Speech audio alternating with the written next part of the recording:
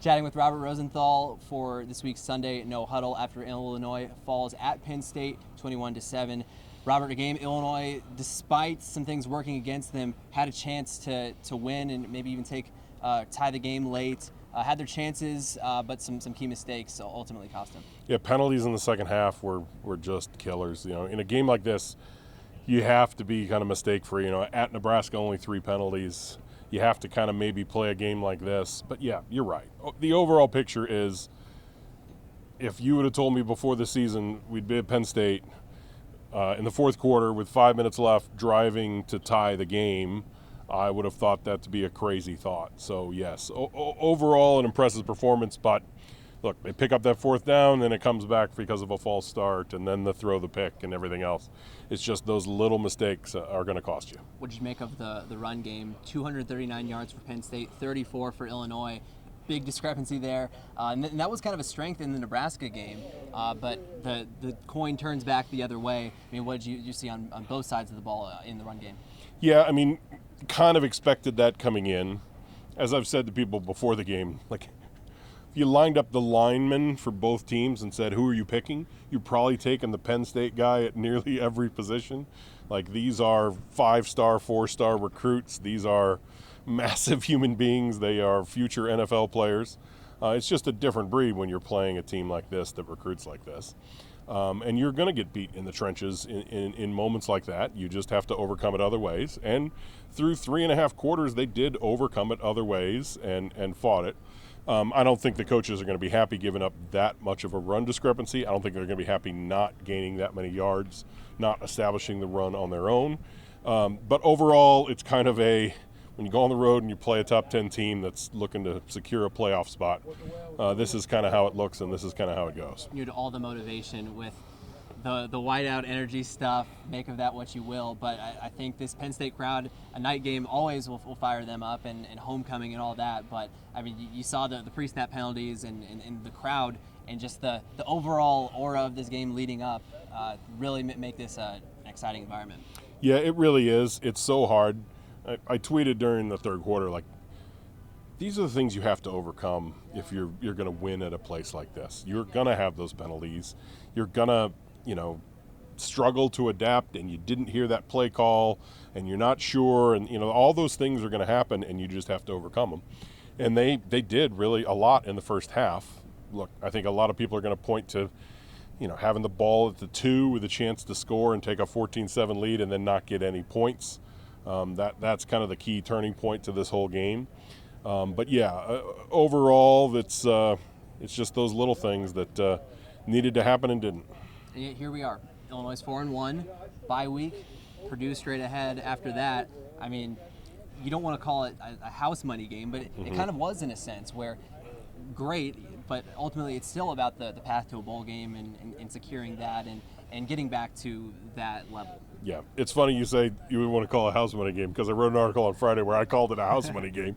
And I'm comfortable saying that because, look, if we look at this like it's gambling, the first 4 games Illinois got to the casino and is up a lot, and they got a lot of chips.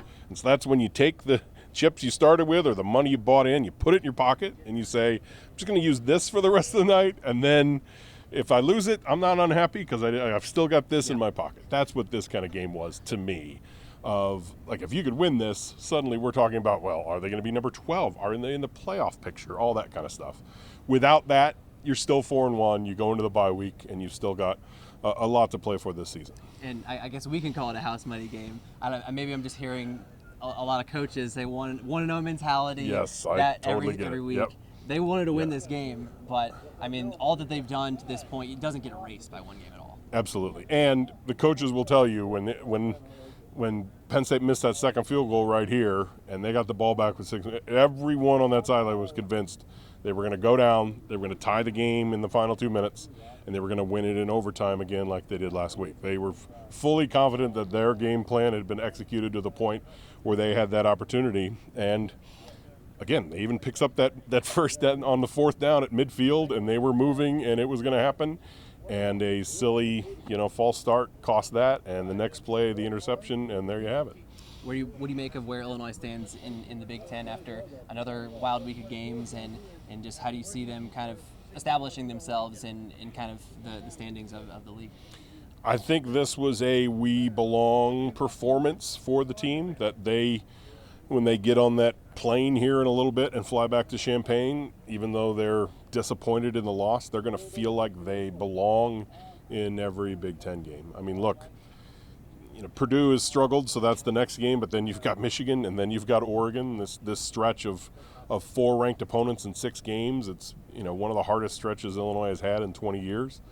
Doesn't really get easier until November, and some of those teams might be hot by the time November arrives. So, it's still that kind of thing. But overall, 4-1 at this point, I think 99% of the fan base would have taken 4-1 after these first 5 games with 3 ranked opponents. No doubt. And this big game coming up, October 12th, Purdue, Ryan Walters, all those storylines. I mean, I'm trying to tell Courtney and Glenn, some of our newer people, to the Illinois coverage of, look, Purdue is a team, no matter where they are in the standings, Illinois wants to beat them. I think if you could take one game Illinois wants to win, it's Purdue, not just because of Ryan Walters, but because they haven't beat them in recent seasons, and just kind of exercising some of those demons. Yeah, Illinois has not beaten Purdue.